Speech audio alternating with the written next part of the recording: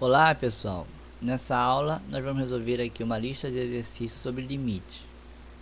Então, a primeira questão é limite de 6 sobre x menos 5, quando x tende a 5 pela direita. Então, lembrando aqui, quando x é igual a 5, eu vou ter 5 menos 5 é igual a 0. Então, 6 sobre 0 é impossível de resolver. E aqui também, como a função ela é muito simples, não dá para simplificar, então não dá para tirar a indeterminação daqui. Então ele vai olhar para o gráfico da função. O gráfico da função fica dessa forma aqui. Então, para 5, a função não tem valor. Mas então eu vou me aproximando de 5 e vou vendo o que acontece com o gráfico. Lembrando que 6 dividido por 0 é impossível de calcular. Por quê? Não existe nenhum número que vezes 0 dê 6. Então isso aqui é impossível. É diferente se eu tiver 0 dividido por 6. Porque então eu tenho a resposta é 0. 0 vezes 6 é 0. Então, olhando para cá, como eu falei, para 5 eu não tenho resposta, mas eu posso ver o que acontece quando os valores vão se aproximando de 5. Se eu tiver x igual a 6, eu vou ter aqui 6 menos 5 vai dar 1. 6 por 1, 6. Então, se o x é 6, o y também é 6.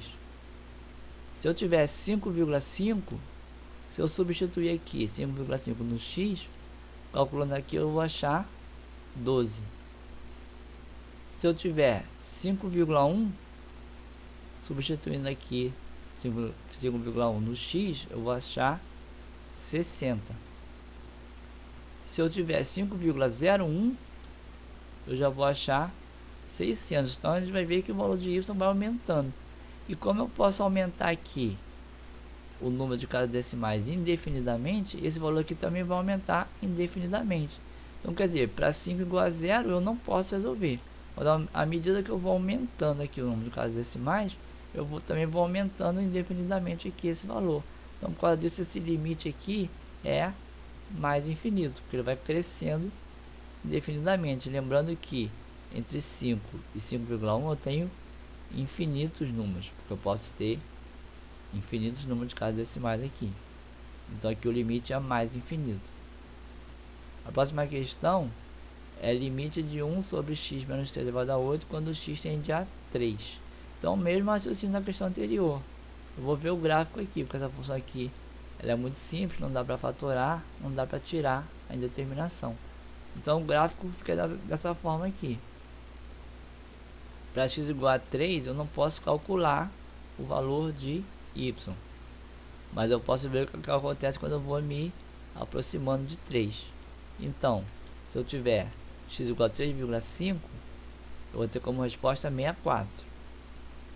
Se eu tiver 3,1, vou ter como resposta 6 vezes 10 a oitava. Se eu tiver 3,01, eu ainda vou aumentar mais ainda aqui. Então quer dizer que ele vai crescendo indefinidamente, enquanto eu vou aumentando aqui o número de casas decimais. Então esse limite aqui também é mais infinito. Próxima questão, limite de x menos 1 sobre x ao quadrado, que multiplica x mais 2, quando x tende para 2. Então quando x é igual a 2, eu não tenho indeterminação aqui, né? Então, isso quer dizer que eu posso calcular, é só substituir x igual a 2 aqui. Então aqui vai ser 1 sobre 16. Então esse aqui já é o limite mesmo. Eu não precisei fazer o gráfico nem nada, só substituir. A próxima questão, limite da secante de x quando x tende a π sobre 2 pela direita. Então aqui é só a gente lembrar do gráfico da função secante. O gráfico da função secante é assim. Para π sobre 2, para 3π sobre 2, para 5π sobre 2, ele não tem resposta, porque lembrando que a secante é 1 sobre cosseno. Cosseno de π sobre 2 é 0, então eu vou ter o mesmo caso, 0 no denominador, então aqui eu não tenho resposta. Mas quando ele se aproxima de π sobre 2 pela direita, quer dizer, ele vem daqui para cá, então o que acontece? O valor vai caindo. Então quer dizer que esse limite aqui vai ser menos infinito. A próxima questão aqui limite de 6 sobre x menos 5 quando x tende a 5, agora pela esquerda. Então vai ser a mesma coisa. Também vai ser, o que a gente viu na primeira questão, também vai ser para mais infinito, só que agora ele vai se aproximando daqui para lá. À medida que eu vou aumentando o número de casas decimais, o valor do y vai aumentando, então ele vai aumentar indefinidamente, por isso que é mais infinito. Agora, limite de x a menos 1 sobre x ao quadrado que multiplica x mais 2. A gente já viu essa questão aqui, só que agora o x tende para zero. Quando o x tende para zero, então eu botei o denominador zero. Então, nesse caso aqui, para zero eu não tenho resposta. Mas eu posso ver o que acontece quando o valor de x vai se aproximando de zero sem chegar a zero. Então, se o x for igual a 1, o y é zero. Se o x for 0,5, vai dar menos 0,8. Se for 0,1, vai dar menos 42. E por aí vai. Quando eu vou aumentando o número de casas decimais aqui, o valor do y vai aumentando negativamente. E a mesma coisa daqui para cá. Então, por isso, o limite é menos infinito. Agora, limite da cossecante de x. Lembrando que a cossecante é 1 sobre o seno.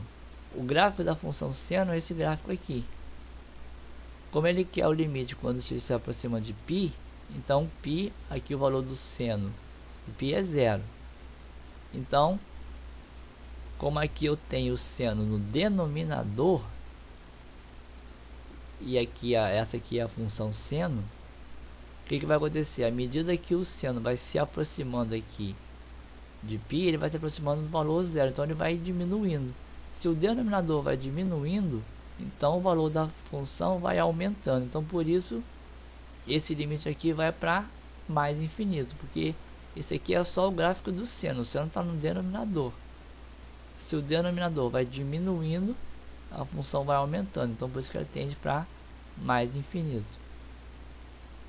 E a próxima questão aqui, limite de ln de x menos 5 quando x tende para 5. Lembrando aqui, a função ln de x é o logaritmo leperiano de x. Ele vem aqui, ele passa pelo número 1, onde o y é zero, e vai caindo indefinidamente. Como aqui eu tenho ln de x, x menos 5, então aqui quer dizer que se eu tiver o x igual a 6, eu vou ter 6 menos 5, aqui vai ser igual a 1. Então aqui ele vai cortar, esse gráfico aqui corta o eixo x no ponto 6. E daqui também ele vai caindo indefinidamente. Então quer dizer que esse limite aqui é menos infinito. Então essa aqui foi a primeira lista, mas para frente a gente vai ver mais casos. Obrigado, até a próxima aula.